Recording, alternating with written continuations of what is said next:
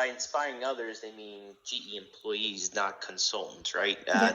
You always have to drive those, so that it's contagious when you come into the room. That you've had that trust through transparency, and other people are like, "Wow, look at how she's being transparent. I want to do the same thing."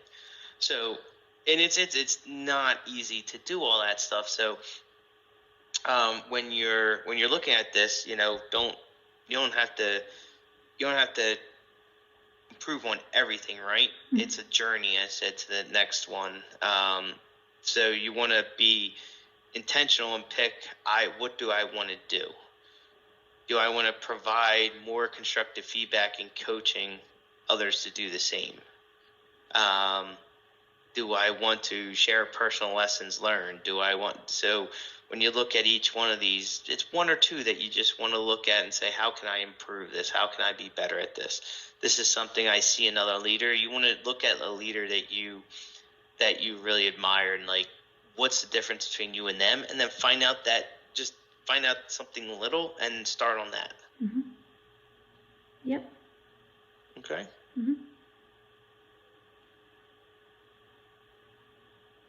Right. And I know you in your ratings of yourself, you put yourself as exceeds in transparency and focus. I put you in meets at all three. Okay. One, the expectation changes. Your SPB now, that it goes up. You got, I have to reset that barometer that we're using in the ratings, because you're compared to a new set of peers now in SPB. Mm-hmm. So the expectations actually go up. So that's what I mean, like that next step in the journey, and to really recalibrate yourself with, what got me here won't get me to the next thing.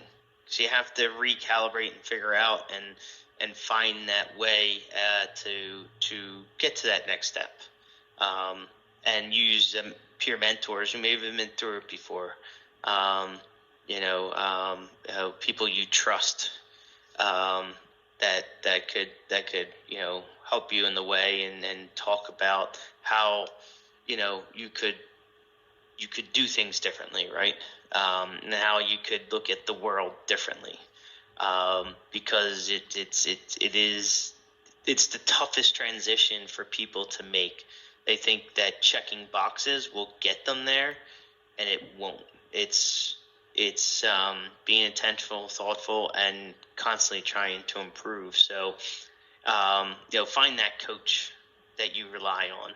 Mm-hmm. Something on a peer, that's someone that can give you an outside perspective, that may have been through it before, that you trust, because they're going to give it to you honestly, and help you, all in the thoughts of helping you get better and finding your footing on this path. I mean, you're only 6 months in, 7 months in, whatever it's been.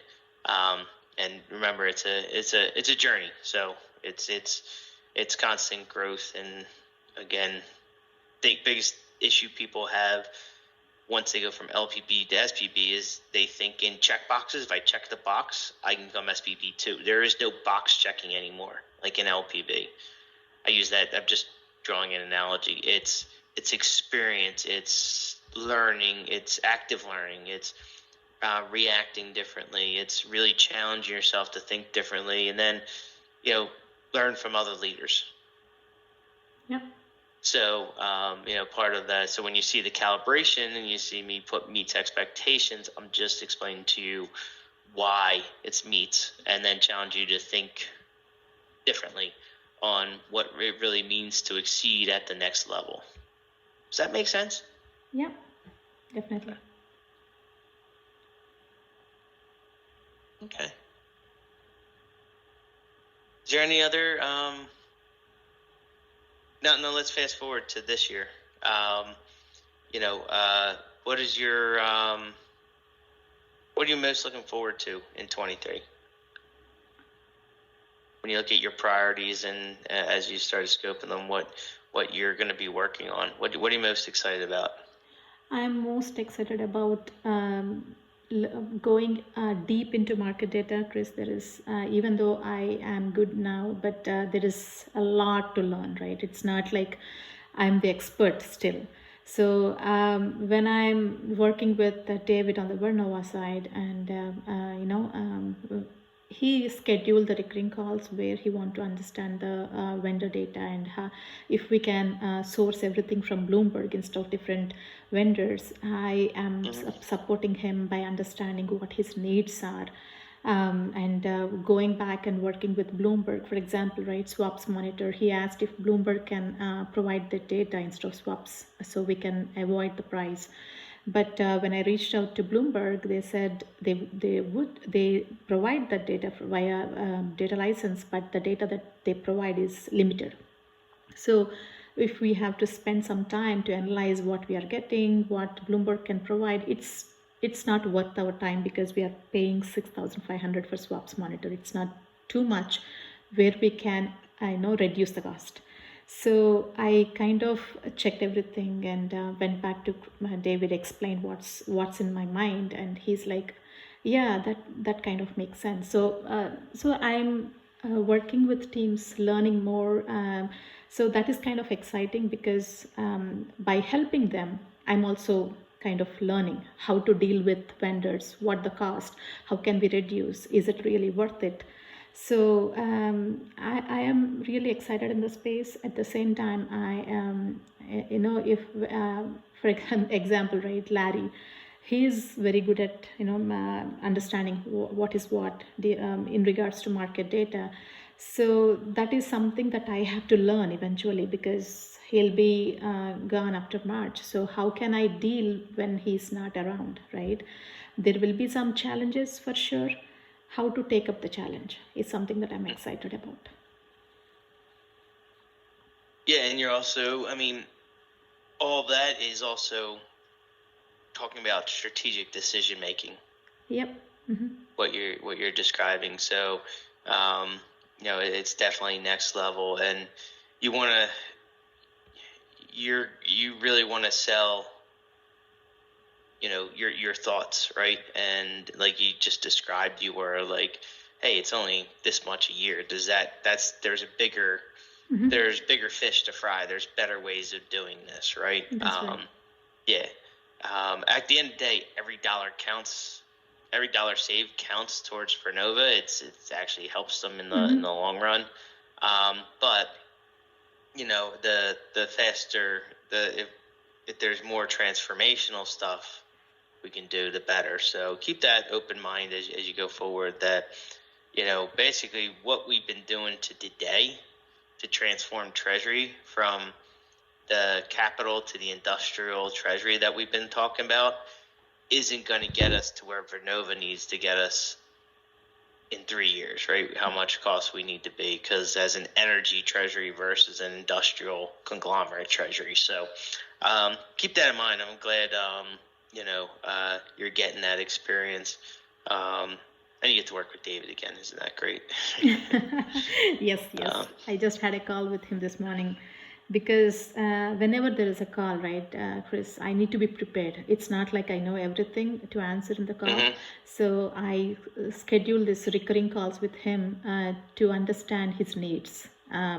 What is he expecting in regards to market data, so I can be prepared with the answers and the details that he's looking for in the calls.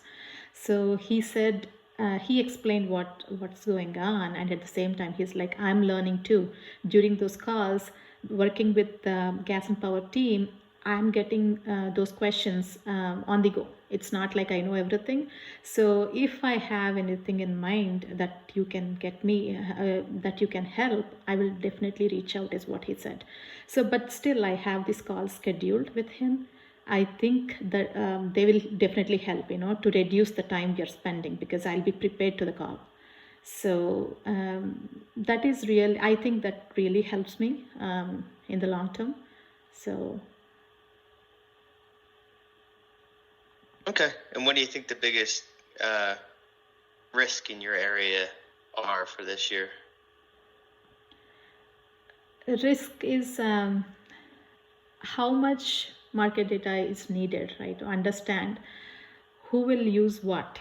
Understand, if I have to provide the details about I have to suggest, right? If they say, is this really needed? Is that really needed? So I have to take that risk and say, no, it is okay that we can replace this with other systems, or is it really needed? Can I suggest that we can take this off, right? That is, there will be some risk. For example, healthcare going from BPIPE to data license. I'm just quoting an example there.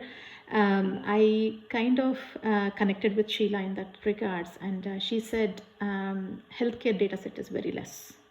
Its corporate is very high. So there will be challenges, but it's not, it is still doable, but it's a risk that we have to take. So that is kind of the area where I feel the most risk is.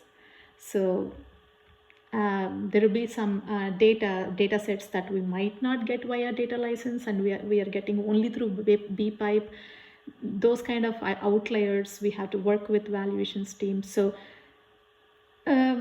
it might not be hard, but at the same time, I feel a little bit risk unless we dive into it. Okay. Yeah, and so some change comes with risk, right? And it's just putting those risks on the table, Yep. and then the next step is not just putting them on the table, but coming up with mitigation plans for them. How do you reduce that risk? How could we live with them?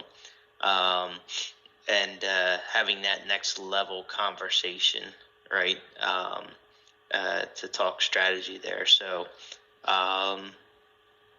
yeah, okay. That's we same organizational risk I think we put up in Crotonville a couple weeks ago in our leadership meeting. So we'll see. We'll definitely be talking about that as we move forward here. Yep.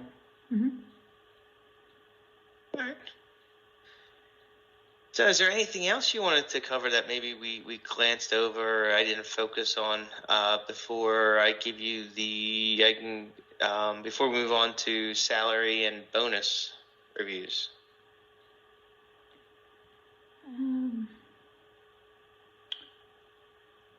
Not much, Chris. I mean, we are connecting pretty much every week, so I'm kind of established the rapport where I'm explaining